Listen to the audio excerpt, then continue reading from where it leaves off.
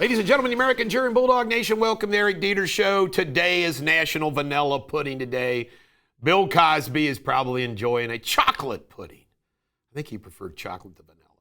Trump, this is wild. The South Africa president was in the Oval Office when Donald Trump decided to confront him about the South African genocide attacks on white South African farmers in the taking of their lands. Even played a video. It was wild to watch. We've posted it on Facebook Live. Nancy Mace, she has voted to expel Representative LaMonica McIver from Congress due to her arrest and her actions with respect to ICE.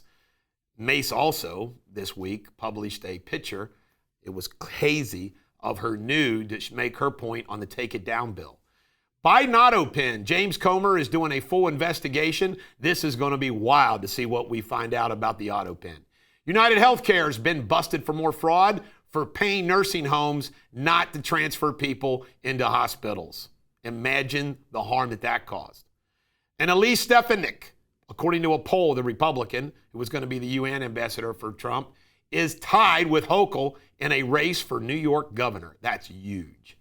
And Burgum, our Interior Secretary, says there's massive amounts of oil and gas under Wyoming. Let's go get it. Harmit Dillon is the civil rights DOJ chief, and she says she's going after big city hiring, where they basically, like Chicago admitted, they discriminate against whites. See how they took it 180 degrees? Jake Tapper continues to report, excerpts come out from his book about the Biden family, and he calls Hunter a complete greasy, sleazy scumbag, including that he ran the show. Of course, we already knew that. Biden 2022 cancer admission. He made a comment about this when he was at the podium. It's kind of wild when you think about it now. Big, beautiful bill is now passed the House. It passed. Guess who voted against it? You guessed it. Thomas Massie. Warren Davidson did as well, his buddy. All right, Joe Biden, reported according to Jake Tapper's book, they actually scripted cabinet meetings.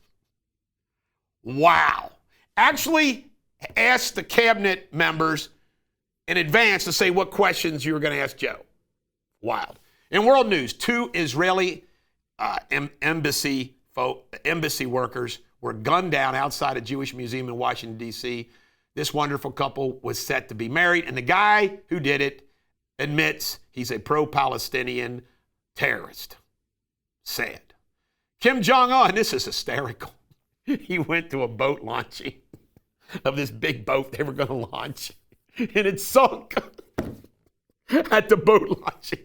Speaking of North Koreans, their soldiers apparently gone wild in Russia or Ukraine, raping and pillaging anything they can. North Korea. G says the Golden Dome is going to make a warfare out of space. Well, if it is, let's win it. Tariffs are up 3,500 on the solar cell imports out of Southeast Asia. Love that. Pop culture. Cucumbers have been recalled for salmonella. This does not include, well, it does include Kentucky and Ohio, so watch your cucumbers. And Bruce Springsteen's getting a lot of support from Neil Young and et cetera, et cetera, et cetera.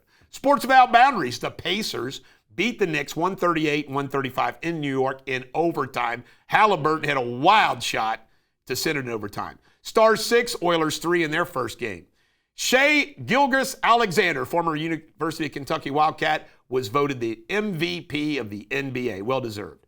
Shedeur Sanders is only going to get $1 million for 4 years with his contract. And we'll see what happens after that with the Browns. And the tush push is sticking around. The NFL owners have decided to keep it. And James Jim Irsay, only 65 years old, had a lot of problems. The owner, he inherited from his dad, the owner of the Indianapolis Colts passed away. And Sophie Cunningham says she didn't have a fling with the Mercury CEO. It was all lies. So there you have it. And Shakespeare, your Shakespeare insult of the day, try not to be a beef-witted, bootless pig face. This is the Bulldog. Every dog has their day. Have a great day.